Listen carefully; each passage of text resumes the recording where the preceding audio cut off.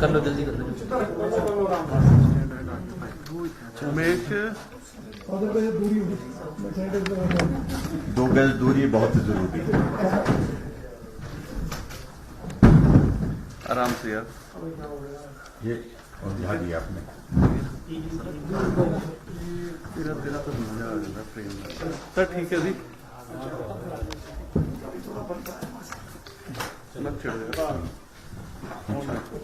थोड़ा हम ठीक है। हाँ बस छेड़ो मत छेड़ो मत। बहुत बढ़िया बहुत बढ़िया।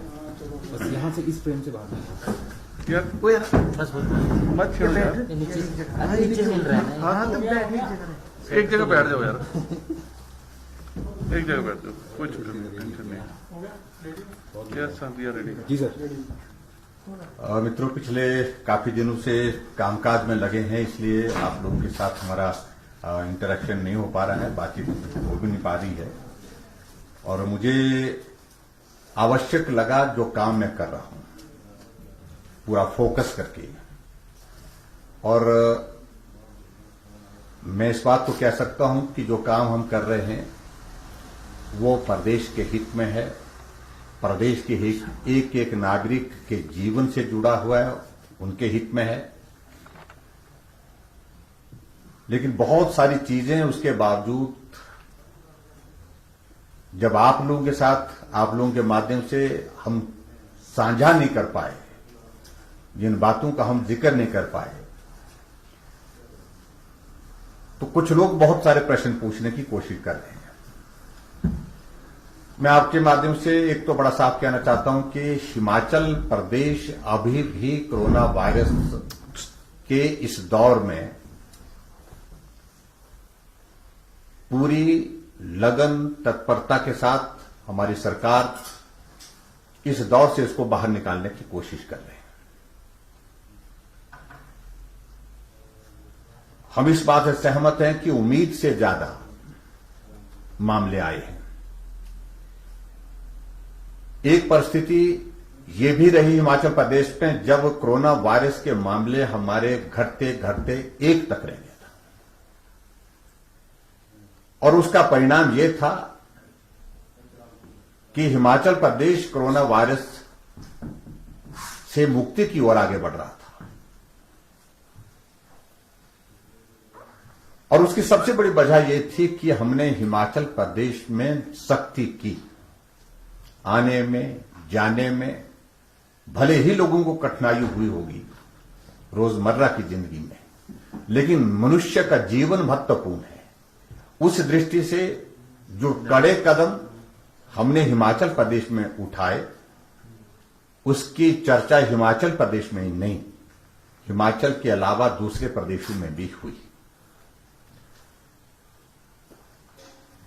ऐसी परिस्थिति में जब सख्ती की तो बातों का जिक्र कुछ लोगों के माध्यम से यह होने लगा कि अनावश्यक रूप से सख्ती है, लोगों को परेशानी हो रही है। और फिर कुछ लोगों ने यह कहा कि बहुत सारे लोग बाहर हैं, उनको मरने पर छोड़ दिया गया, उनको लाना चाहिए। हम पहले ये कह रहे तो जो हिमाचल के अंदर जो लोग हैं, पहले उनको एक सेटल्ड माहौल में मन से तैयार कर सके, ताकि इस गंभीरता को समझ सके कि ये कोरोना वायरस साधारण चीज नहीं है, ये बहुत तेजी से फैलता है, इलाज इसका अभी तक है नहीं, पूरे देश में नहीं, पूरी दुनिया में नहीं। ऐसी परिस्थिति में वो शुरू की आवश्यकता रही। और उसके पश्चात जब हमने इस बात को अनुभव किया कि हिमाचल प्रदेश के बहुत सारे नौजवान जो पढ़ाई के लिए दूसरे प्रदेशों में गए हैं, रहने वाले हिमाचल के बहुत सारे लोग ऐसे जो कामकाज के सिलसिले में बाहर गए हैं, बहुत सारे लोग जो घूमने गए हैं लेकिन वहां पर फंस गए, लॉकडाउन में फंस गए। ऐसी परिस्थिति में उन लोगों को हिमाचल लाना यह भी हमारी जिम्मेवारी है। व्यक्ति 1 दिन, 10 दिन, 5 दिन, 15 दिन ऐसा रह सकता है, लेकिन उसके बाद लंबे समय तक ऐसी परिस्थिति में नहीं रह सकता है। जब बहुत डिस्ट्रेस्ड कॉल्स हमको आने लगी और उसके लिए हमने तैयारी की शुरुआत की हिमाचल प्रदेश में।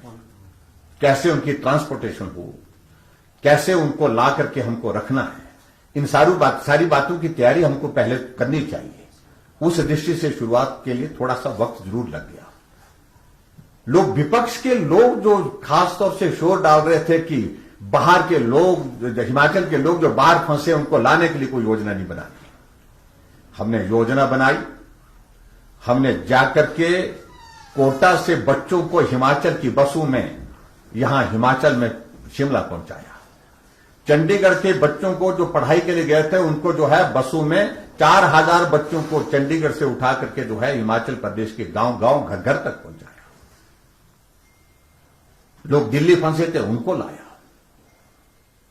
आज गोवा से, आज कर्नाटक के बेंगलोर से ट्रेन रवाना हुई है पिछले कल सुबह 12 बजे ऊना पहुंचने वाली है।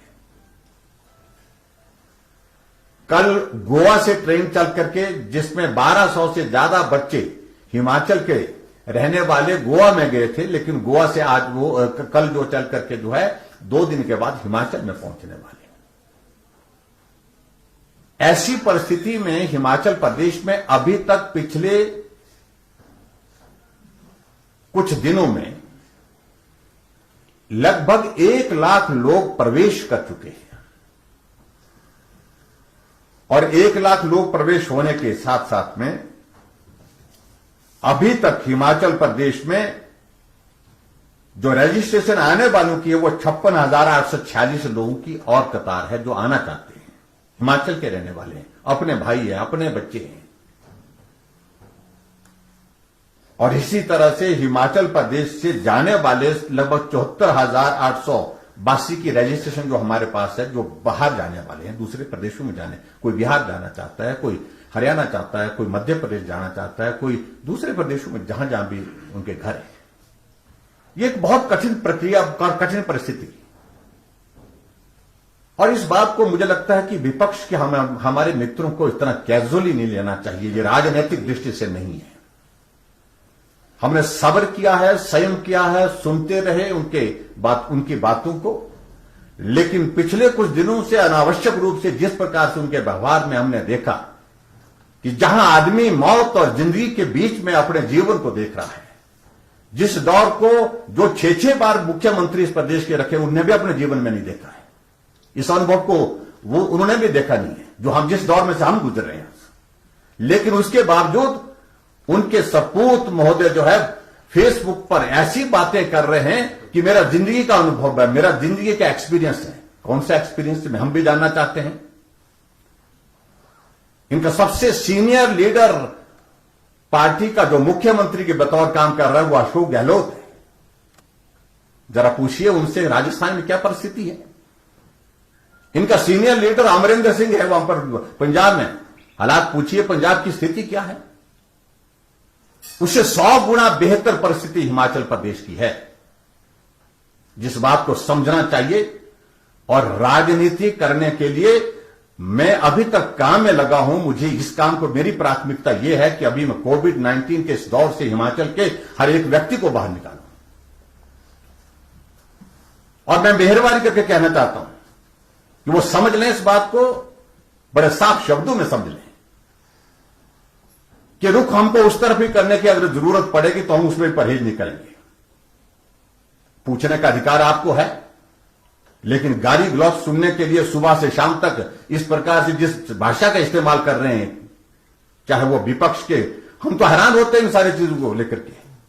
इनके पार्टी के अध्यक्ष का पत्र अलग से आता है, वीरभद्र सिंह का पत्र अलग से आता है, मुकेश अग्निहोत्री का जो अपोजिशन का लीडर की उसकी चिट्ठी अलग से आती है। नेता कौन है, इसलिए वो स्पष्ट नहीं कर पा रहे। इसलिए मैं कुछ फैक्ट्स आपके सामने रखना चाहता हूं। अभी तक हिमाचल प्रदेश में टोटल पॉजिटिव केसेस 64 केस आए हैं और 64 पॉजिटिव जो केस आए हैं उनमें से 2 लोगों की मृत्यु भी, दुखद मृत्यु हुई। एक तिब्बतिन, एक जो अमेरिका से दिल्ली आए थे, एब्रॉड की उनकी ट्रैवल हिस्ट्री थी, और उसके बाद एक ही दिन हिमाचल में आने के बाद वो जिंदा रहे, उनके बाद उनकी मृत्यु हो गई, लेकिन वो कोविड पॉजिटिव थे। दूसरे व्यक्ति की डेथ सरका घाट के एक नौजवान की, जिसका हमें बहुत दुख है, बहुत नौजवान में, लेकिन दोनों किडनियां फेल थी, लेकिन उसके बावजूद में वो भी कोविड पॉजिटिव था और ऐसी परिस्थिति में उसकी भी मृत्यु हुई है। और मृत्यु होने के पश्चात उनकी मां भी जो है कोविड पॉजिटिव पाई गई है। अभी तक हिमाचल प्रदेश में एक परिस्थिति ऐसी आ गई थी, 2 तारीख तक हमारे पास एक आदमी रह गया था पॉजिटिव। लेकिन जिस बात को लेकर के मैं जिक्र कर रहा हूं कि हिमाचल के लोग जो बाहर प्रदेशों में फंसे थे, उनको हिमाचल लाना जरूरी था। और हिमाचल जब लाया तो हम इस बात को मान करके चल रहे थे, जहां जहां वो लोग हैं, वो सारे क्षेत्र ऐसे हैं, सारे प्रदेश ऐसे हैं जहां कोविड-19 का, कोरोना वायरस का बहुत बड़ा प्रकोप है। लेकिन हम उनको मरने के लिए छोड़ नहीं सकते थे।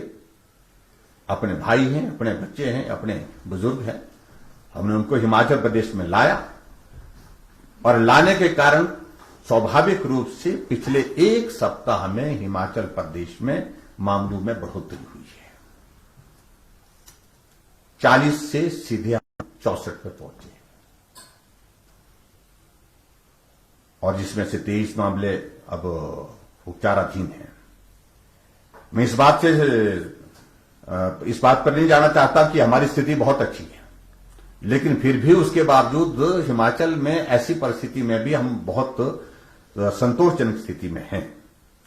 यह भी मैं कहना चाहता हूं, अभी तक हिमाचल प्रदेश में 1-2 पेशेंट को छोड़ करके जितने भी मरीज यहां पर जो कोविड पॉजिटिव पाए गए, उनको पैरासेटामोल की गोली देने की भी जरूरत नहीं पड़ी। वो सारे स्वस्थ होकर के चले गए। जिनकी संख्या 35 है, 4 लोग प्रदेश से बाहर चले गए, जिन्होंने कहा हम मेदांता में अपना इलाज करेंगे, वो दिल्ली चले गए, वो दिल्ली में वहां से मेदांता से स्वस्थ होकर के घर चले गए हैं। और मैं ये जरूर बताना चाहता हूं कि अभी तक जो हमने जो व्यवस्थाओं के सिलसिले में हमसे पूछा जा रहा है, बार बार पूछा जा रहा है, इकोनॉमिक मेजर्स क्या लिए? अरे भाई, पहले नंबर 1 पहली लड़ाई कोरोना के खिलाफ है, आदमी को हमको स्पष्ट होना पड़ेगा। लेकिन साइमल्टेनियसली वो दौर हमने लॉकडाउन 2 के बाद, लॉकडाउन 3 के बाद अब पूरा करने के बाद, लॉकडाउन 3 हमारा 17 तारीख को पूरा हो रहा है, उसके पश्चात हमारा अगला जो है हिमाचल प्रदेश में आर्थिक दृष्टि से जो हम संकट के इस दौर में से गुजर रहे हैं, इसमें क्या हम सुधार कर सकते हैं, क्या हम रिलीफ दे सकते हैं। कुछ कड़े कदम भी लेने पड़ेंगे, कठोर कदम भी लेने पड़ेंगे, और कुछ जो है वर्ग ऐसे भी है जिनको हमको रियायत देनी पड़ेगी, जिनकी मदद करनी पड़ेगी। अभी तक हमने बहुत सारे कैबिनेट के निर्णय ऐसे भी किए जिनमें बहुत सारी हमने जो है बहुत रियायतों की घोषणा भी कर दी। उनकी डिटेल बहुत लंबी है, मुझे लगता है कि उसमें बहुत लंबी बात जाएगी। लेकिन मैं इतना मैं जरूर कहना चाहता हूं, अगर वो पूछ रहे हैं कि तैयारी क्या है, हम ये कह रहे हैं कि कल हमारी बेंगलोर से ट्रेन ऊना पहुंचेगी, ऊना से बसों के द्वारा वहीं से जहां पर हमने 12 काउंटर वहां पर लगाए हैं, 12 काउंटर में लोग आकर के वहां पर अपना जो सारी औपचारिकता पूरा करेंगे बच्चे, और उसके बाद सीधे वहां से उसके बाद जो है अलग अलग जिले के लिए गाड़ी में रवाना हो जाएंगे। और वहां पर जाकर के जो लोग ग्रीन जोन से आए हैं, जो ऑरेंज जोन से आए हैं, उनके लिए हमने तय किया है, आज व्यवस्था की हमने कि उनके लिए होम क्वारंटाइन की व्यवस्था करेंगे। लेकिन टेस्ट की संभावना उसमें भी है, रैंडम टेस्टिंग उनकी भी होगी। लेकिन उसके साथ जो दूसरे जो लोग जो रेड जोन से आए, उनको क्वारंटाइन होना पड़ेगा और कोविड टेस्ट की फॉर्मेलिटी के दौर में से गुजरना पड़ेगा। ये इसलिए मैं कह रहा हूं कि हम चाहते हैं कि कोरोना वायरस बाहर से आने के बाद जहां संक्रमण ना फैले, जब जो लोग आ रहे हैं अगर संक्रमित हो भी कोई तो उस स्थिति में ना हो। मैं ये भी कहना चाहता हूं कि अभी तक वो पूछ रहे हैं, पीपी किट की बात कर रहे हैं। अभी तक हिमाचल प्रदेश में जो हमारा बफर स्टोर जो है वो हमारे पास जो अवेलेबल है 25,000 पीपी किट है, जो जिस नंबर पर, जिस एवरेज के साथ हमारे हिमाचल प्रदेश में अभी जो नंबर निकल रहा है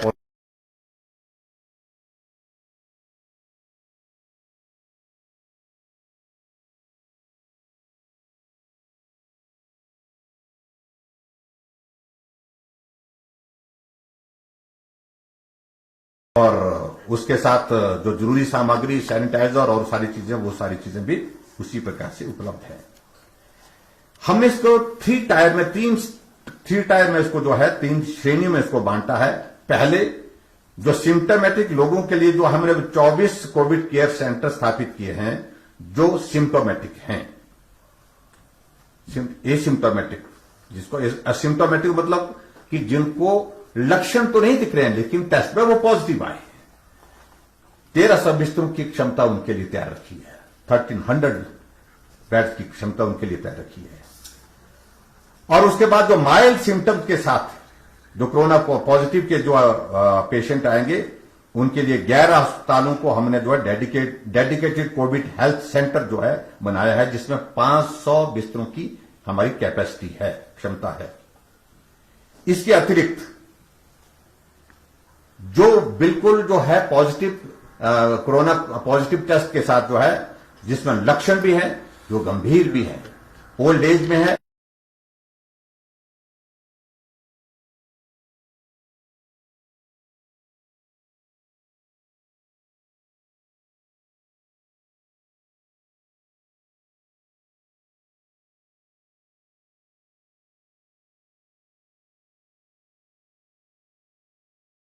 शिमला, जिसमें हमारा जोनल हॉस्पिटल धर्मशाला, ये हमने वहां पर उस तरह से रखा हुआ तैयार करके, टोटल मिलाकर के तीनों सारी चीजों के लिए एसिम्टोमेटिक और उसके बाद सिम्टोमेटिक माइल्ड और उसके साथ साथ में जो ज्यादा इन्फेक्शन के साथ जो ज्यादा गंभीर हैं, उन सब के लिए 2,500 बेड कैपेसिटी रेडली अवेलेबल रखी है। आज रात को भी अगर 2500 पॉजिटिव केस आते हैं तो हम उनको रहने के लिए और इसके इलाज के लिए बिस्तर प्रोवाइड करने की परिस्थिति में है।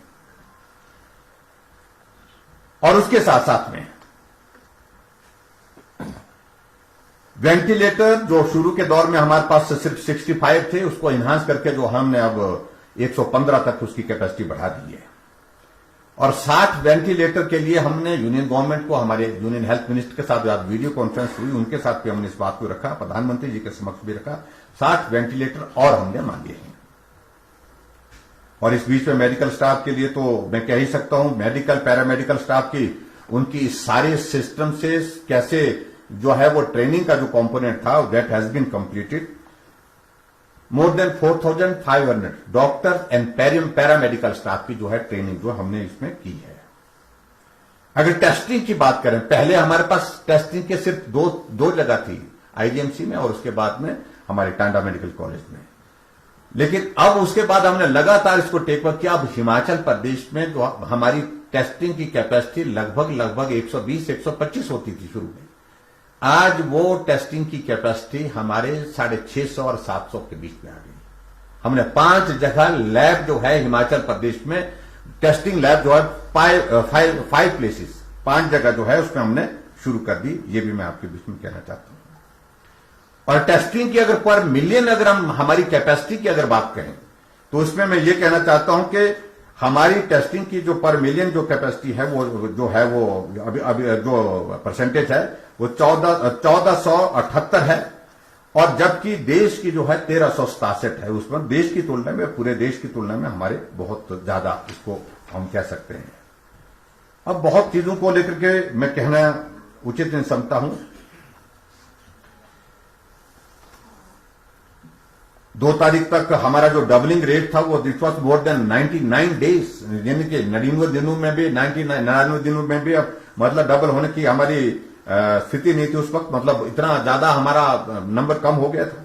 लेकिन अभी जो है वो उसमें जो डबलिंग रेट जो है वो काफी क्लोज आया है, जो 12.5 आया है। ये हमारे लिए निश्चित रूप से थोड़ा सा चिंता का विषय है। और ये मैं कहना चाहता हूं। इसके अलावा और चीजों को लेकर के अगर मैं 2-3 चीजों का फिगर करूं, बाकी तो मुझे लगता है कि बहुत लंबा जाएगा आपके बीच में। क्वारंटाइन के बारे में, क्वारंटाइन के बारे में मैं ये कहना चाहता हूं, और बहुत एक जगह के बारे में हम जिक्र करेंगे। तो हमने हिमाचल प्रदेश में वर्तमान में जो है क्वारंटीन की जो कैपेसिटी को एनहांस किया है, क्योंकि हिमाचल प्रदेश में बड़ी संख्या में हिमाचल के बाहर जो हिमाचली रहते हैं वो वापिस आ रहे हैं। और ऐसी सूरत में जो अभी तक जो जिनको हमने क्वारंटाइन में रखा वो संख्या हमारी 21,851 है। और उसके बाद इसमें जो होम क्वारंटाइन का जो हमारा नंबर है अभी तक जो है 12,810 है, वो होम क्वारंटाइन में जो है। और उस अभी तक जो क्वारंटाइन हो करके जो लोग चले गए, जो पूरा कंप्लीट कर क्वारंटीन पीरियड पूरा कर लिया 8,680।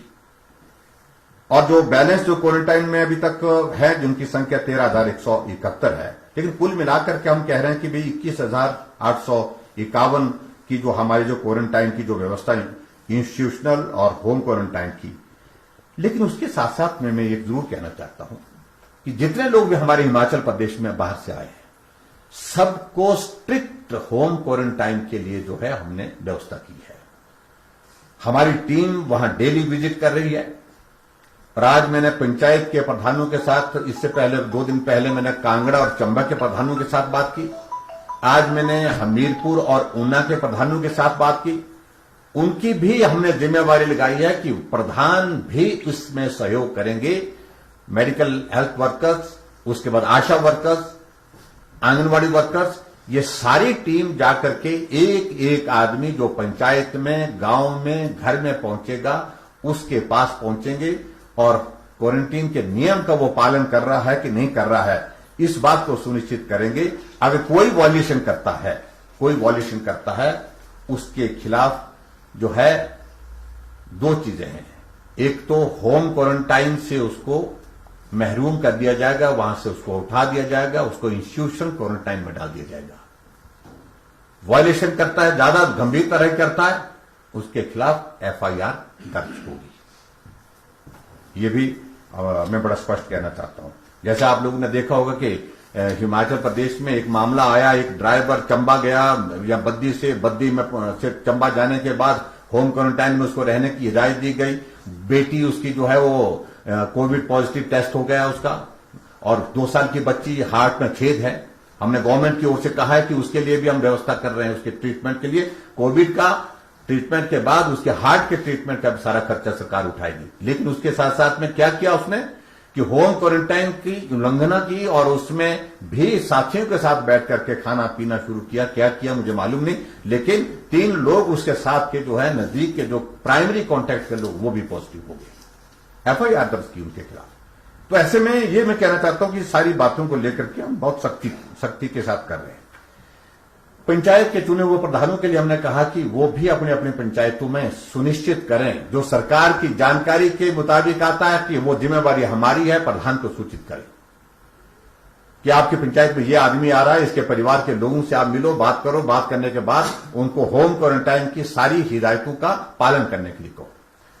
लेकिन अगर हमारी जानकारी के बिना कोई आता तो प्रधान की जिम्मेवारी होगी। प्रधान सुनिश्चित करेगा कि मेरी पंचायत में रात को ये लड़का या ये लोग जो है गांव में पहुंचे हैं, जो जिसकी जानकारी हमको लोगों से मिली और वो ऐसे स्थान से आए हैं कि उनका टेस्ट करा लीजिए, इनको होम क्वारंटाइन के बारे में या कोरोना वायरस के बारे में जो जानकारी, जो आवश्यक कार्रवाई करनी है उसको करें।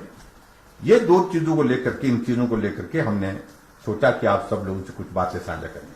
इसके अलावा एक बात को लेकर के कहा जा रहा है कि बहुत सारा ये हो रहा है, वो हो रहा है। कुछ नहीं हो रहा है। हिमाचल प्रदेश में कोरोना से जो पीड़ित लोग हैं उनका हम इलाज कर रहे हैं, उनकी जिंदगी सलामत पर रहे, उनका जीवन सुरक्षित रहे, इस बात के लिए काम कर रहे हैं। कोरोना वायरस हिमाचल प्रदेश में ज्यादा ना फैले उसको रोकने के लिए एहतियात के तौर पर और उसके साथ साथ में जो सारी सख्ती के साथ जो चीजें की जा सकती थी वो काम हम कर रहे हैं। दूसरी जो इस बात से मैं सहमत हूं कि बहुत सारे लोग ऐसे होते हैं कि ऐसे वक्त का फायदा उठाने की कोशिश करते हैं। जब ऐसे दौर में जब हमारा फोकस सीधा कोविड के खिलाफ इस लड़ाई को लड़ने का है, ऐसी परिस्थिति में कुछ लोग इसका फायदा उठाने की कोशिश करते हैं। एक मामला हमारे ध्यान में आया है, ना हमने अभी उसमें एक पैसा खर्च किया है, ना उस पर पैसा खर्च करेंगे, ना हम पेमेंट करेंगे। सैनिटाइजर के कुछ सैंपल जो है, सैनिटाइजर के सैंपल में सैनिटाइजर किसी ने जानकारी मिली कि भाई उन्होंने मदद के लिए दिया, आगे उसके बिल जनरेट करके जो है उसको बेचने की कोशिश की, पकड़े गए। आज एफआईआर दर्ज करने के लिए हमने कह दिया, विजिलेंस इंक्वायरी के लिए हमने कह दिया, कोई नहीं बचेगा।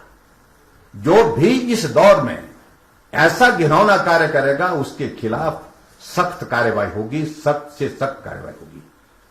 एफआईआर दर्ज करने के लिए वो विजिलेंस इंक्वायरी सारे मामले में होगी, और मैं कहता हूं, दावे के साथ कहता हूं, उन लोगों के खिलाफ जो भी कानूनी कार्रवाई के तहत जो बनता है उसको करेंगे। दूसरी बात, एक और इश्यू को लेकर के बात ध्यान में आई है कि एक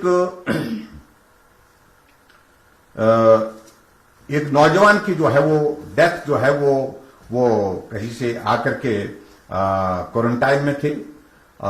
अभी उस सारी चीज को लेकर के उनको बीमारी थी या नहीं थी, इन सारी बातों को लेकर के वो जांच का विषय है।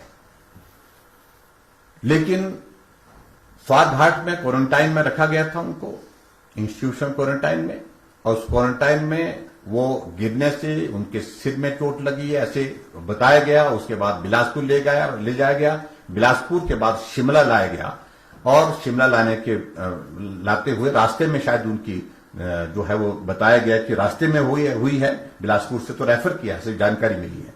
लेकिन उनके जीवन को हम नहीं बचा पाए, इस बात का मुझे बहुत दुख है। और यहां शिमला में जिस प्रकार से सारी चीजों को लेकर के जो व्यवस्था होनी चाहिए थी उसमें थोड़ी कमी पाई गई है, उसके जांच के आदेश भी हमने अलग से दिए हैं। और उसके साथ में ये घटनाक्रम का टोटल जो सारा ये वहां पर क्वारंटाइन में क्या हुआ, बिलासपुर में एम्बुलेंस में आया वो, उसके बाद एम्बुलेंस वालों ने शिमला को उसको पहुंचाने में किस प्रकार से कितना समय लगाया, इन सारी बातों, और उसकी मृत्यु कहां हुई, इस सारी बात की जांच के मैजिस्ट्रियल इंक्वायरी के आदेश करना, ताकि सही बात हमको जानकारी मिले कि उस बच्चे के साथ क्या हुआ है। उसके परिवार वालों के साथ हम बात भी करेंगे, उसके परिवार वालों को जो वस्तु स्थिति है उसकी जानकारी होनी भी चाहिए। उन्होंने कहा है, उनके परिवार की ओर से शायद इस बात का आग्रह आया कि जो हेल्थ डिपार्टमेंट की जो एम्बुलेंस थी उनके कर्मचारियों ने ठीक तरह से उनके जो है वो नहीं किया, उनके सहयोग नहीं किया वो सारी चीज में, तो उसके कारण जो है उनकी मृत्यु की बात उन्होंने कही, ऐसा जो बताया गया। मैंने सारी रिपोर्ट मांगी है, लेकिन इससे पहले मैं मैजिस्ट्रियल इंक्वायरी जो है एडीएम बिलासपुर को जो है इसके लिए जो है अधिकृत कर रहा हूं, और उनके माध्यम से जो रिपोर्ट आएगी उसके मुताबिक कार्यवाही होगी। तो मित्रों, ये कुछ बातें थी जिन बातों को लेकर के मुझे लगा कि राजनीतिक दृष्टि से मैं एक बात को लेकर के, मुकेश अग्निहोत्री जी बहुत बोले, आजकल फेसबुक पर वो लाइव रहते हैं, विक्रमादित्य जी फेसबुक पर लाइव रहते हैं। मैं व्यक्तिगत रूप से विपक्ष में हैं, उनको बात कहने का अधिकार है। मुकेश अग्निहोत्री अपनी फेसबुक लाइव में कोई 10 बार पंजाब का जिक्र किए, पंजाब के मुख्यमंत्री ने नांदेड़ भेज दिया, लेकिन उनको यह भी मालूम होना चाहिए नांदेड़ से लोग लाए गए और उसमें लगभग 200 लोग जो है पॉजिटिव निकले। पूरे पंजाब में एक एक जगह जहां कहीं नहीं कोरोना था वहां तक पहुंच गया, ऐसी परिस्थिति हुई। उनसे तो ज्यादा मैं उनके बारे में नहीं टिप्पणी कर रहा हूं, लेकिन मैं ये कह रहा हूं कि पंजाब से 100 गुना बेहतर तरीके से हिमाचल को हमने संभाला है। हिमाचल प्रदेश में अगर ये तबलीग वाला मामला नहीं आया होता, 26 मामले सिर्फ उनके आए, और ये घटनाक्रम नहीं होता तो हमारा नंबर आप कल्पना कर सकते कितना कम होता। तो इसलिए मैं बहुत ज्यादा उन पर नहीं कहते। और दूसरे जो महाशय जो अनुभव की बातें अपनी जो सुना रहे हैं मुझे समझ में नहीं, 25 साल हमको लगे विधानसभा के अंदर होने के लिए। और मुख्यमंत्री के बारे में, मुख्यमंत्री एक इंस्टीट्यूशन है, सहयोग देने की बात कह रहे हैं, अच्छी बात है, सहयोग दीजिए, लेकिन उसके बावजूद टिप्पणी करने में संयम करें। और मैं समझता हूं उचित रहेगा, उनके पिताजी का अनुभव बहुत लंबा है, लेकिन ये दौर भी लंबे दौर तक रहे वो मुख्यमंत्री, ये दौर उन्होंने भी अपने जीवन में नहीं देखा। और ऐसी परिस्थिति में कांग्रेस के प्रदेशों के साथ हमारी तुलना करें, कौन बेहतर कर रहा है, कौन क्या कर रहे हैं, इस बात को लेकर के मुझे संतोष है कि जब जिन बातों को लेकर के कुछ स्टेप हमने लिए हैं, उनका जिक्र प्रधानमंत्री जी ने भरी वीडियो कॉन्फ्रेंस में पूरे देश के मुख्यमंत्री के सामने किया कि एसीएफ के मामले में हिमाचल प्रदेश की तरह काम करने की जरूरत है। हमारे पास आज डेटा है, हर घर में कहां बीपी का पेशेंट है, कहां शुगर का पेशेंट है, जो एक्टिव केस फाइंडिंग का हमने प्रोसेस किया। और अभी जो हमने जो सेकंड फेज में जो हिमाचल प्रदेश में जो दूसरे प्रदेशों से हिमाचली वापिस अपने घर पहुंच रहे हैं, उसके लिए हमने अलग से एक कार्यक्रम का निर्धारण किया है, जिसको हमने निगाह के नाम से कहा कि निगाह का मतलब उन पर नजर रखने की आवश्यकता। और उसमें विशेष तौर से हमारी टीमें जो लोग गांव में आ रहे हैं उनसे एडवांस पहुंचने की कोशिश कर रहे हैं, ताकि परिवार के लोगों को पहले ही समझा दें, आपका परिवार का सदस्य घर आ रहे हैं, आप उनके साथ जैसे पहले मिलते थे उस प्रकार से नहीं मिलेंगे, आप मिलेंगे लेकिन 14 दिन के क्वारंटीन के पीरियड पूरा होने के बाद मिलेंगे। इस प्रकार से हमने सारी तैयारी की है, ये मैं आपके बीच में कहना चाहता था। बहुत बहुत धन्यवाद। सर, जो बिलासपुर बात हुई है और एप्पल क्रॉप को लेकर आपने जिक्र किया है, क्या आश्वासन मिला, कैसे लोग अपनी क्रॉप को? देखिए, सबसे बड़ी बात अभी हिमाचल प्रदेश में जो नुकसान पूरे दुनिया में हुआ, देश में हुआ, वो हिमाचल में भी हुआ। टूरिज्म एक बहुत बड़ा जरिया था हमारा रोजगार के लिए, और रोजगार के माध्यम से हम जो है टूरिज्म के माध्यम से रोजगार भी उपलब्ध कराते थे, और उसके साथ वो आय का भी बहुत बड़ा साधन था। लेकिन अभी वक्त लगेगा, हम सोच रहे हैं कि आने वाले समय में हम किस प्रकार से टूरिज्म की फील्ड में हमने कुछ प्लान बनाया है, उन सारी चीजों का जिक्र जब कंप्लीट हो जाएगा उसके बाद हम थोड़ा सा करेंगे। लेकिन हमने दूसरे सेक्टर, हमारा हॉर्टिकल्चर का सेक्टर बहुत महत्वपूर्ण है। पिछली बार भी सेब की फसल ने बहुत सहारा दिया है हिमाचल की इकोनॉमी को, अब की बार भी फसल ठीक है, और ऐसी परिस्थिति में अब की बार भी उम्मीद करता हूं कि सेब का सहारा हमको, सब लोगों को बहुत बड़ा मिलेगा हिमाचल की इकोनॉमी को। ऐसे में हमारे सामने चिंता का विषय यह है कि आजादपुर मार्केट में कोविड के बहुत सारे केसेस आने की वजह से वो जो है कभी बंद हो रही है, कभी खुल रही है। ऐसी परिस्थिति में हमने कहा कि जब हमारा लगभग 2.5 करोड़ से ज्यादा का बॉक्स जो है एप्पल का मार्केट के लिए निकलेगा, ऐसी परिस्थिति में वहां सुनिश्चित करें मार्केटिंग। अगर कहीं आजादपुर में दिक्कत आती है कोविड-19 की वजह से, तो अल्टरनेटिव अरेंजमेंट हमारे लिए करने में केंद्र सरकार उसमें मदद करे, ये हमने बात कही। और अब की बार मुझे लगता है कि विदेश से जो सेब आता है, अब की बार उसकी संभावना बहुत ज्यादा नहीं आने की, वो इंपोर्ट होता था। तो ऐसी परिस्थिति में हिमाचल के सेब की अच्छी वैल्यू होगी। सर, सुझाव भी प्रधानमंत्री